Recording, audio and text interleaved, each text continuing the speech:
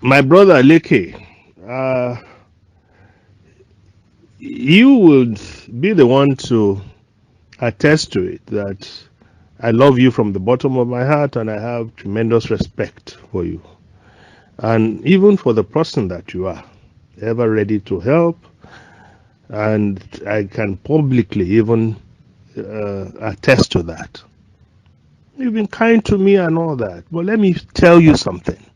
Whatever we are doing, even at this time, it's about what uh, this brilliant footballer had explained away why he will laugh out even when he misses an obvious chance. And that is JJ Okocha. People thought he was laughing just for the fun of it. No, it was out of extreme and deep hurt. Whatever we are doing tonight will never affect the outcome of the primaries. It will never change Buhari's mind. So it is not about you trying to um, emotionally blackmail us or to be uh, perhaps trying to do some emotional marketing. It has nothing to do with what we are doing. If you really want to understand what is going on, I will try and explain. Tinubu is the very architect of what is happening to him. The very, very architect of what is happening to him. If Tinubu had played the Omoluabi kind of politics, this is a man that was a nobody, a practical nobody that Afenifere threw up as a governorship candidate. Even when it was controversial, they jettisoned one of their own, Funshaw Williams, to accommodate him, who was never a member of Afenifere.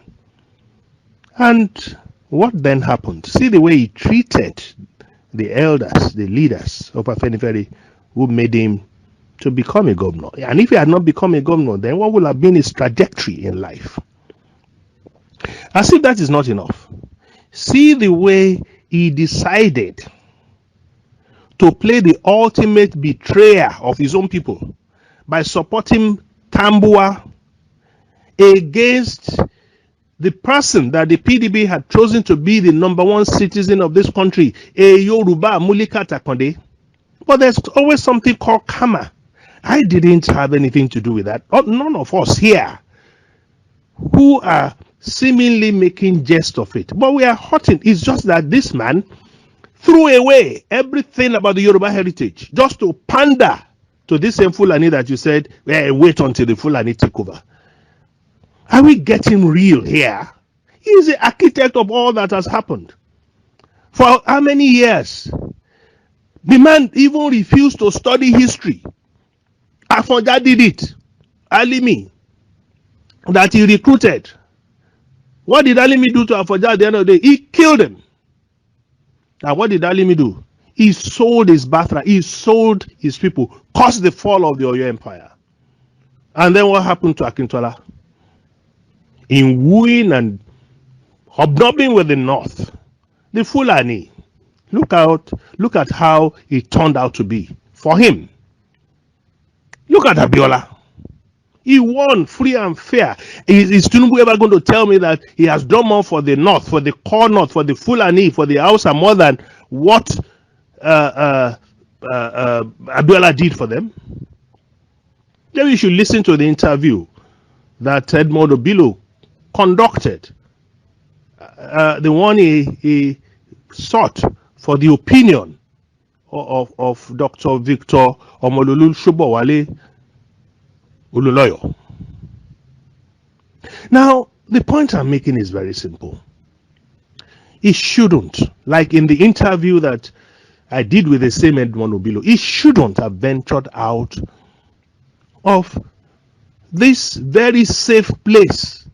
He should have walked towards building the Yoruba nation. He should have walked towards building everything like Papa Awolowo did. He should have made sure that we had a place that is second to none.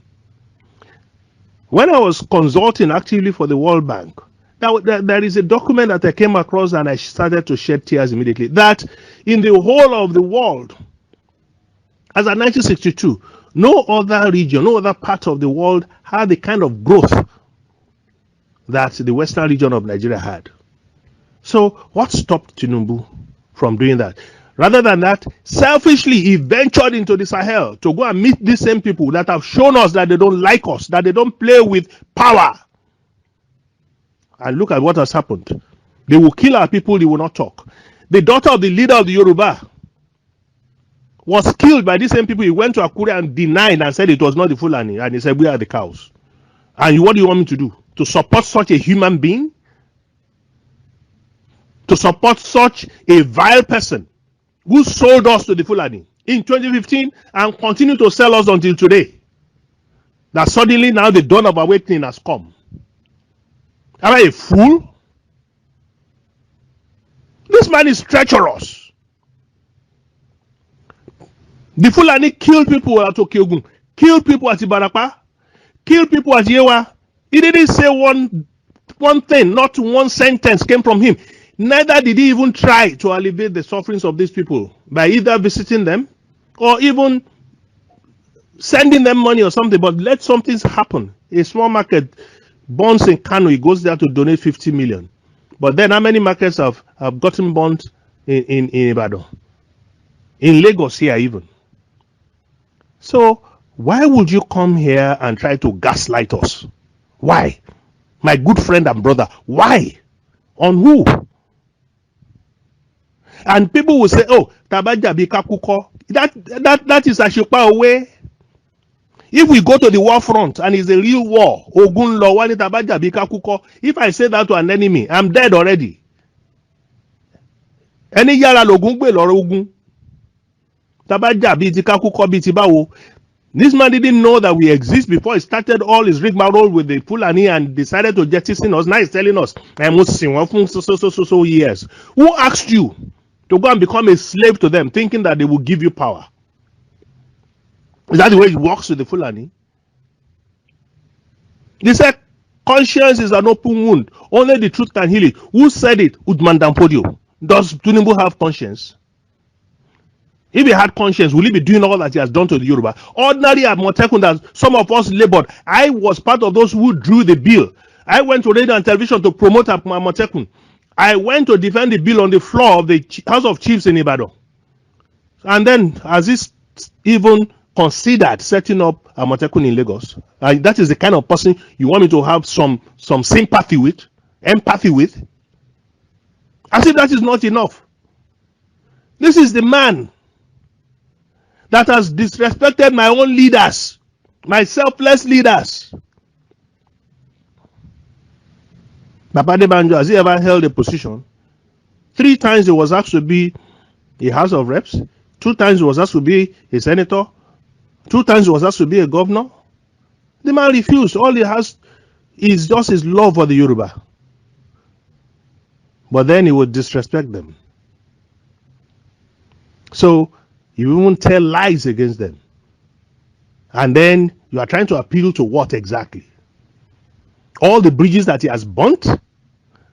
Does anybody actually think of tomorrow in such a way that Tinubu has discarded about tomorrow? So it should be very clear to you. None of us here will be able to affect, change anything that is going to happen in Abuja. So don't come and tell us when. So if I even say, oh, okay, I support Buhari, does that support Tinubu? Does that make him Buhari's choice? Does that make him the president of Nigeria? So why don't we tell ourselves the truth and say to everyone that even if the Fulani are going to emerge and rule for another 8 years, it is Tinubu's fault, not my fault, not the fault of anyone you are trying to gaslight here. Not the fault of anyone you are trying to emotionally stigmatize here. It doesn't work out that way, my brother. Tinubu is the architect of his own misfortune. End of story. This podcast was brought to you by BG Media. Download the BG Media app today or visit barglobal.net for more podcasts.